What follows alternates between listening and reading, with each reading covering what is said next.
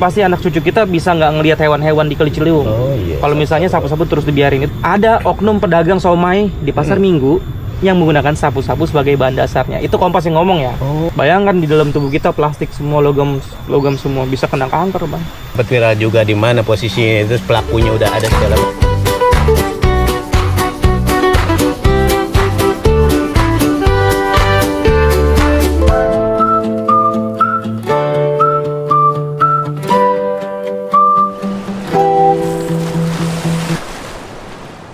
Oke, Bang Arif nih, mau nanya nih. Sebenarnya sih bukan dari area pribadi nih pertanyaan ini. Banyak kawan-kawan tuh yang suka nanya juga. Kenapa sih sapu-sapu itu dicap sebagai ikan invasif gitu? Nah, area pribadi sebenarnya nggak tahu nih. Kayak mau nanya ke Bang Arif nih. Jadi sebenarnya kita harus tahu dulu. Pertama, sapu-sapu itu bukan berasal dari Indonesia. Oh, iya. Tapi dia berasal dari Amerika Selatan. Tepatnya dari Sungai Amazon ya, Bang. Itu pasti Abang sudah tahu lah gitu. Iya. Nah, kalau kita ngomongin invasif, ikan invasif, kita tahu dulu tuh invasif itu apa sih? Jadi invasif itu pokoknya merugikan, baik merugikan untuk ekosistem, merugikan untuk orang. Nah, sapu-sapu kan semuanya begitu. Ya kan Abang tahu sendiri kan? Kalau untuk ekosistem apa tuh? Ya, kalau untuk ekosistem pertama gini, pastinya ya yang paling mencolok adalah keberadaan sapu-sapu yang banyak banget. Iya. Dia bisa menggeser ikan-ikan lokal. Kayak gini misalnya nih ya, kan kita nih ada sapu-sapu nih. Iya. Kita ngomong dari struktur mulutnya dulu lah, struktur dia makan. Nah, ini sapu-sapu, Bang. Bisa Abang lihat mulutnya di bawah. Istilahnya dia sucker mouth, mulut penghisap. Iya. Jadi sapu-sapu itu kalau makan kan di dasar tuh. Dia menghisap nih.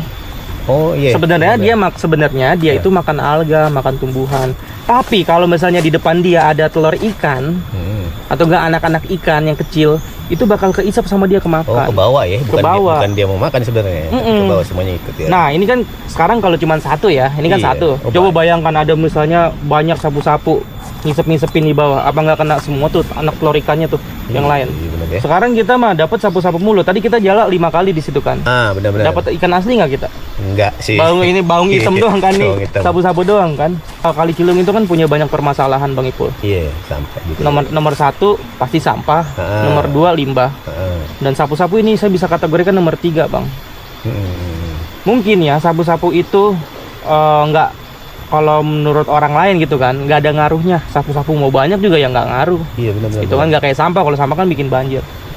Cuman kalau kita lihat ke belakang, sebenarnya banyak pengaruhnya ke orang, Bang, sapu-sapu itu. Apa tuh? Yang pertama sudah pasti ya, keberadaan sapu-sapu bisa bikin ekosistem rusak, hewan-hewan bisa punah. Nomor 1 pasti anak cucu kita bisa nggak ngelihat hewan-hewan di Kali Ciliwung. Kalau misalnya sapu-sapu terus dibiarin, itu nomor 1. Nomor 2 yang paling penting juga menurut saya adalah dari faktor kesehatan. Ya kita tahu kan sapu-sapu dibikin apa sama oknum-oknum kan. Iya, yang viral tuh ya. Iya, bahkan di kompas.com aja jelas-jelas tuh, kompas.com bilang ada oknum pedagang somai di pasar Minggu yang menggunakan sapu-sapu sebagai bahan dasarnya. Itu Kompas yang ngomong ya. Nggak mungkin salah dong Kompas kan. Ayo pura-pura nggak tahu nih. Jadi itu banyak efek buruknya.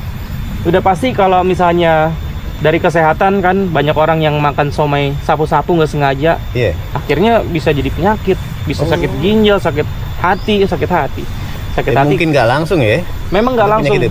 Memang efeknya tuh nggak sehari 2 hari, sebulan 2 bulan, bisa 10 tahun. Karena logam berat, terus mikroplastik itu terakumulasi di tubuh kita. Kalau lama-lama banyak, bayangkan di dalam tubuh kita plastik semua, logam semua, bisa kena kanker, Bang.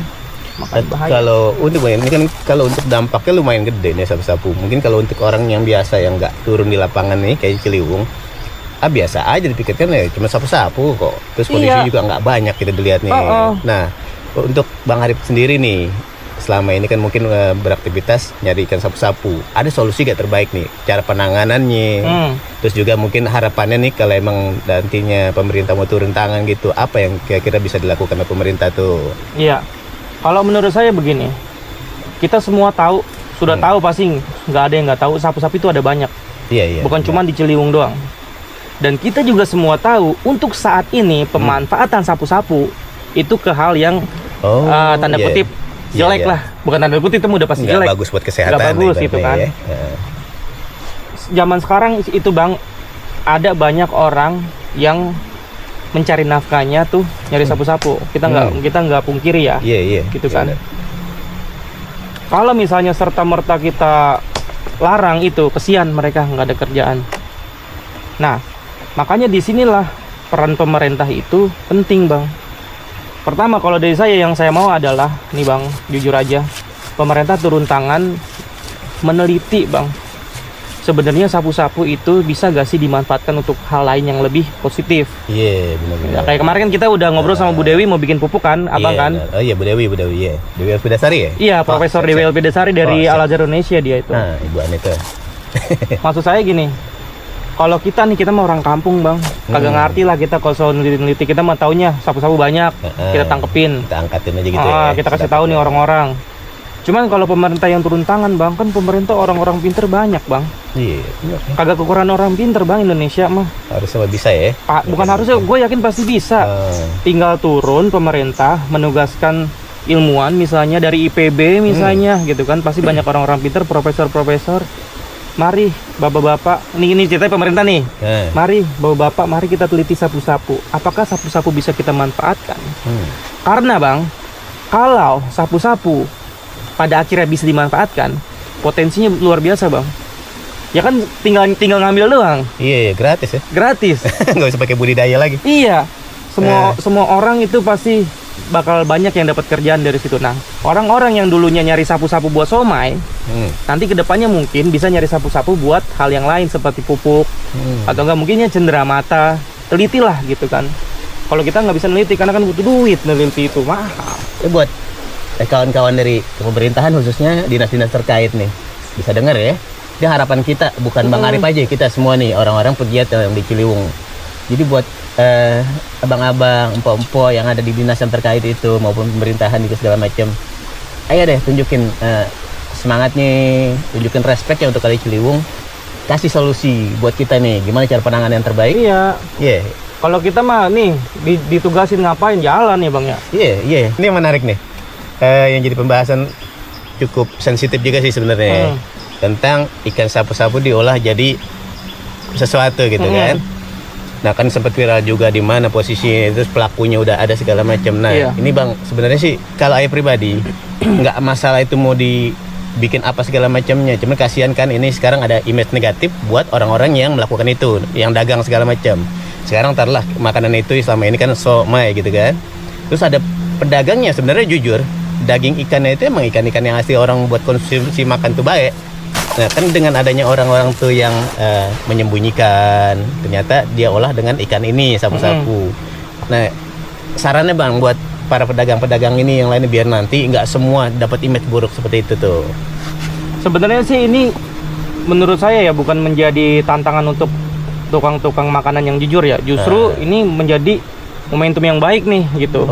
Karena gini ya, kalau misalnya kita dagang jujur, enak gitu kan, kita kasih tahu aja sebenar-benarnya gitu prosesnya. Menurut gua dari situ juga orang wah ini nih yang bener nih, pasti laku. Justru gitu. Justru menurut saya kalau misalnya ada tukang somai yang takut, gara-gara lu gua somai saya nggak laku, ya itu salah. Menurut saya lu bikin aja sekarang zaman sosial media gitu kan, lu tunjukin aja ini proses pembuatan saya lu. Prosesnya ini saya beli ikan di sini lo. Lebih dipublish ya. Iya, ini higienis lo gitu kan. Menurut saya dengan begitu justru orang bakal lebih percaya. Jadi kan orang sekarang milih-milih nih. Milih-milih. Kalau misalnya ada satu tukang yang dipercaya, pasti bakal laku ke situ. Justru lebih fokus ke dia, dagangan dia ya. Karena orang bakal seleksi. Iya, karena kalau misalnya memang lu pakai bahan-bahan yang terpilih gitu, ya lu seharusnya sih pede. Oke Bang, ini yang jadi pertanyaan kita nih. Mungkin selama ini banyak juga orang nanya-nanya tuh, Bang sebenarnya ikan sapu-sapu itu layak gak sih dimakan, atau justru emang udah nggak boleh sama sekali dimakan? Oke, kita ketahui dulu pertama ya. Kita ngomongin ikan sapu-sapunya dulu ya. Iya. Sapu-sapu itu pada dasarnya Bang Ipul sama seperti ikan lain. Kalau memiliki kandungan protein, lemak segala macam. Pertama nih ya, Prof Dewi Alpidasari pernah meneliti sapu-sapu kandungannya. Kandungan proteinnya tinggi, lemaknya rendah, kandungan airnya rendah. Yang mana berarti itu bagus untuk ukuran ikan. Tapi ada satu masalah Bang Ipul. sapu-sapu itu cenderung menyerap polusi yang ada di air. Oh iya benar. Jadi kalau misalnya sapu-sapunya dari kecil kita rawat di air yang bersih, itu bisa dimakan. Nah, kalau sapu-sapu yang ada di lingkungan tercemar seperti Ciliwung, itu tidak bisa dimakan karena banyak mengandung polusi. Profesor Dewi Elvidasari juga pernah meneliti, sapu-sapu yang didapat di Sungai Ciliwung itu mengandung 50 jenis logam, 3 diantaranya logam berat berbahaya, salah satunya timbal. Atau enggak misalnya sapu-sapu kita ambil dari alam yang memang masih asri, itu bisa dimakan. Cuman pertanyaannya, di mana sih alam yang masih asri coba Bang? Semua sungai kan sudah tercemar. Cisadane kemarin, apa kabar itu? Padahal lagi bagus-bagusnya itu. Iya. Jadi untuk sekarang, untuk saat ini ya, menurut gua ya, sapu-sapu yang ada sekarang itu nggak bisa dimanfaatkan untuk makanan khususnya. Ya karena kita semua tahu sungai nggak ada yang nggak tercemar Bang.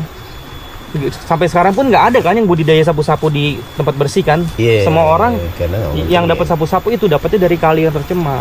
Jadi untuk sekarang sapu-sapu itu menurut gua hanya sampah aja yang harus kita musnahkan, harus kita kontrol. Nah kedepannya nih balik lagi tadi yang gue belum ngomong penelitian. Kalau misalnya sudah ada penelitian, mungkin akhirnya dibudidayakan di tempat yang bersih, baru itu bisa dimakan. Intinya ya dari mana ikan itu dapat ya? Emang dari Sungai Ciliwung kan udah ketahuan emang positif tercemar.